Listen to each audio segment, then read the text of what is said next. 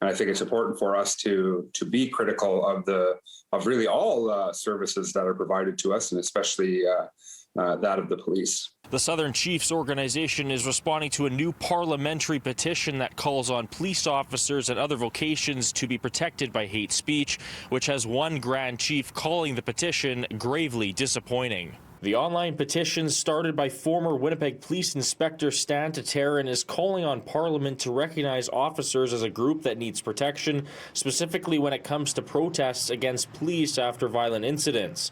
Grand Chief Daniels is now responding critically to the published article in the Winnipeg Free Press this past week. I think the inspector that published a petition or worked on promoting it is really misinformed. In some of his statements, he stated that police were more likely to use deadly force if the authority that is under question. I don't think that that's necessarily the case. The petition began on April 9th and lasts until June 8th and will be presented to the House of Commons if it receives 500 signatures by that date. So far, almost 400 people have signed the petition.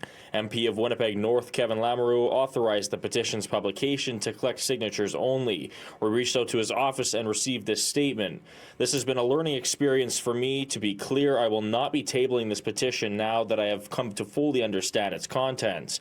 It is not possible for a member of Parliament to withdraw their authorization of an e-petition, but it will not be supported or tabled in Parliament by me. Taterin also provided a comment saying, I would ask the Southern Chiefs why they do not respond by asking how they can work with the police so that constructive criticism takes the place of demonstrations. The MP really is misguided here, given that, First Nations, obviously, in this instance, are 10 times more likely to be shot by police than any other demographic.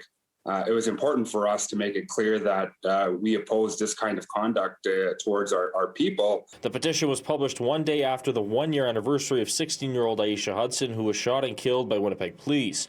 Grand Chief Daniels says police need to be held accountable and people need the freedom to speak out when they see injustice. It's quite unfortunate that people are not educated enough to understand that not every situation requires the shooting of someone. We have to be able to push back against those sorts of comments and perspectives in order to bring a broader understanding of what we're talking about here. In Winnipeg, Alex Carpa City News.